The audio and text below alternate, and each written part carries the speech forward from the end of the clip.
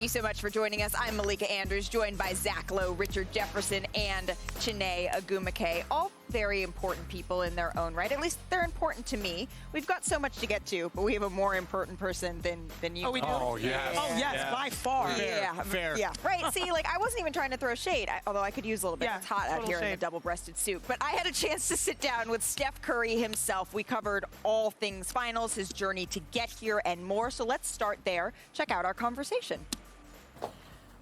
Steve Kerr described your third quarter of Game 2 as breathtaking. If you were to describe it in one word, what would that word be? Just impactful in terms of just trying to help us win the game. There's a time where you're trying to exercise the demons of what happened in Game 1 and not let the momentum slip and understanding how Boston plays. We needed to create separation and needed to figure out a way to, really take hold of that game and get back into the series. So there was just a moment you hit a couple big shots, you get a couple good stops, get the ball moving a little bit, get our crowd into it, and we took care of business. So hopefully we can bottle up whatever that was and that momentum, take it on the road, bring it here to Boston, and try to steal Game 3. Maybe bottle up a little bit of that Jordan Poole half-court shot. Absolutely. Klay Thompson, it means a lot to all of you. I know from talking to you all over the last couple of days to be back on this stage, but for Klay in particular, after everything he's been through, I imagine it means a little bit more. What do you all need to do to help him help himself get going here? It's the tricky thing is like you don't tell Klay Thompson to do anything different. He's Klay Thompson. We've seen it year after year after year. We've seen it him impact the series with a breakout game. You got a nickname Game 6 Klay for a reason. So there's nothing really in terms of his confidence or anything you need to say to him to help him. It's just a matter of understanding how Boston's defending him and where he can kind of let the game come to him a little bit. They obviously know what he's capable of, and they send a lot of attention his way to keep a body on him. They try not to let him get any clean looks. And so whether he's getting a bunch of shot attempts early or late or wherever it comes in the game, just to be ready for his moment because he knows it's coming. And over the course of a series, I'm not a real gambling man, but I put a lot of money on the fact that Klay's going to have his moment and shine and impact this series in a significant way, and that we can trust on. I think if history's proven anything, it's Absolutely. probably bet on that. I'm not a gambling person either, but for the last 2 years, Klay went through his own ordeal with injuries, but so did you. You dealt with injuries, losing in a way that you hadn't in a very long time. How did that change your perspective on getting back to this stage? It just gave me more. I've always had an appreciation and sense of gratitude for all your accomplishments in this league because you understand how hard it is to win. How many things have to kind of go your way, all the work that you have to put in to get to be prepared for those opportunities. The injuries and that 2-year hiatus, it reminds you of all of that. And then once you start to get back on that mission, the way that we started off this season, you realize how much of a marathon it is. And I don't want to take anything for granted in terms of where I'm at in my career, 13 years in, 34, I don't know how many more opportunities you'll get to, one, be on the stage, but B, I feel like I'm in my prime to be able to, take advantage of those opportunities. So there's a lot of emotion and pressure and anxiety and all type of emotions that goes into, this enjoying this moment. And I want to experience all of that because it's what it's all about. It's what playing this game at the highest level it brings out of you. It's interesting you said that now is your prime because there's some who might say, well, what about the back-to-back MVPs? What makes this different? Why do you say that now? Just the way I feel, the ability to match, the progression, I think, in terms of my skill set and all that with just the mental awareness of and composure of all the different experiences that I've had. Like, I don't feel like I've lost a step at all, but I understand, there's a lot more for me to do out there on that court, and I appreciate every moment that I get. Draymond, when he was sitting in that chair just a couple of days ago, he said that he knew that in his estimation, he was playing with one of the greatest to ever play the game in 2017, 2018, but then in his words, in 2020, that's when you became unstoppable. What do you think of that timeline that he laid out? He's my ultimate defender. I think it's just, and I appreciate the journey. When you look at, like, from the time this run started, 14, 15, to now, I play the same way, still have the same joy, the same flair for the game, but I think, I don't know, there's just a different sense of peace when it comes to knowing what I can do out there, and it comes with a different demeanor and a different confidence, because you've been through it all before, and you understand that the hardest part is to keep repeating it, keep doing it over and over again. So there's a sense of pride that comes with that, for sure. And I feel like I'm still getting better. So I don't know if that's the mentality I have to keep this thing going for as long as you can. You got to almost like trick yourself into thinking that you can keep doing this year after year after year.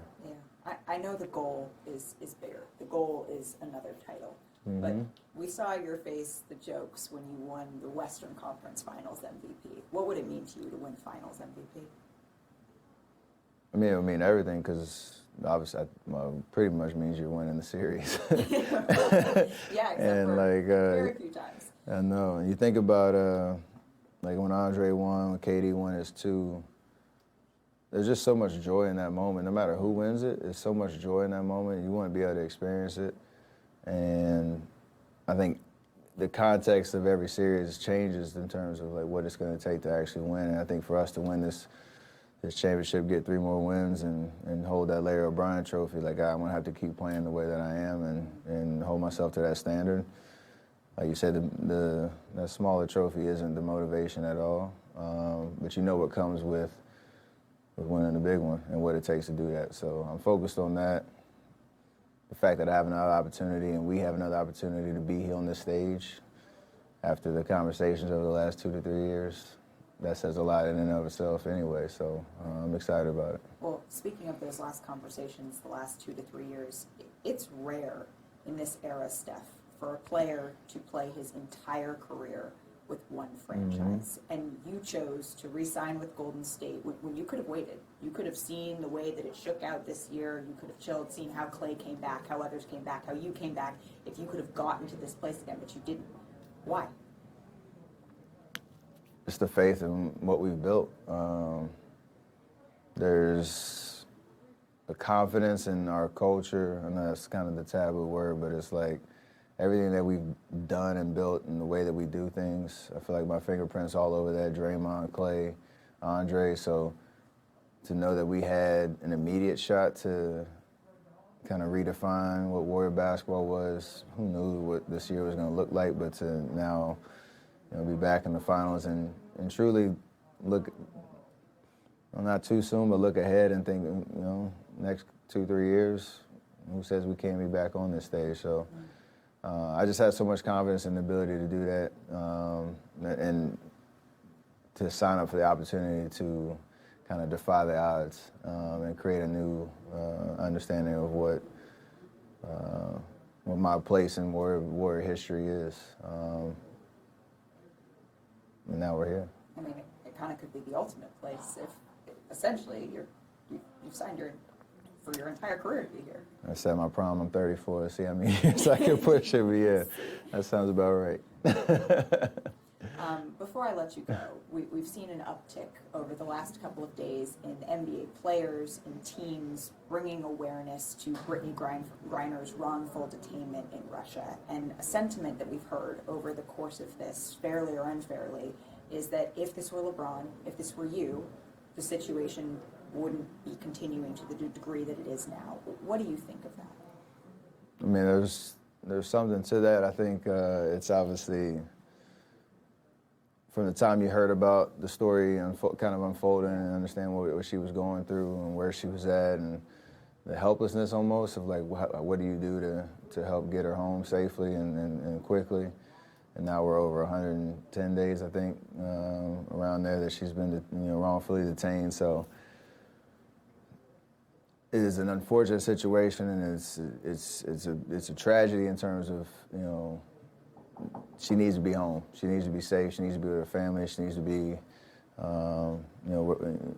back home. I think if you compare it to what the noise and the conversation and the awareness of her situation versus somebody else, like, I don't like to play that game, because right now it's just about getting her home, and everybody, joining that effort and joining that front to make sure, she's talked about, and all hands are on deck and all resources are thrown at getting her home as soon as possible. So I know those efforts are ongoing, and hopefully there'll be some positive, ending to this story. Yes, absolutely. Steph, thank you so much for your time. Absolutely. Appreciate you.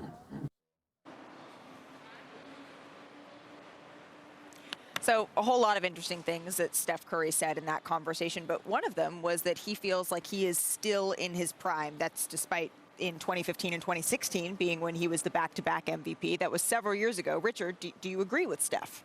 100% I agree with them.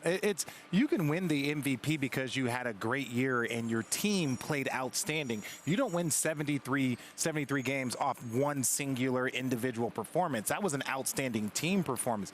So for Steph Curry to say, hey, look, I'm still in my prime. Well, look, he just won the Magic Johnson Award. He just got his team to the finals after getting Klay Thompson back.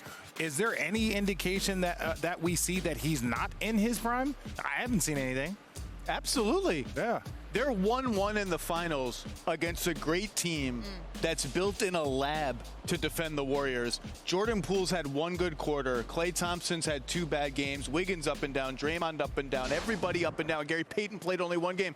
They're 1-1 because Stephen Curry has 63 points in 2 games on 21 of 46 shooting, 12 of 26 from 3 against a defense that is making him work as hard as any defense I've seen make him work in a long, long time. Is he in his prime? If he's not in his prime, the rest of us are toast. Can we say hell yeah? Like, yes. He is for sure in his prime, and I think we're starting to see, with especially how science is moving, LeBron James playing great late into his career. He's 34 years old. Yeah. So he's significantly years younger than LeBron. He knows how to take care of his body because his first year, we were talking during the break, his first few years were tough, and so he had to figure it out early, and he's been able to maintain that. Remember, the conversation was a lot about his conditioning and building up muscle in the beginning of the year. Well, that pays off right now in the postseason in the NBA Finals, and this is a guy who's averaging about double next to his teammates, the Warriors. He's averaging 31 in the NBA Finals. And lastly, Malika, you started this conversation about how many, great points Steph brought up, and I would like to say that, mentioning in your question, Brittany Griner, 2 days ago, I was playing the Phoenix Mercury.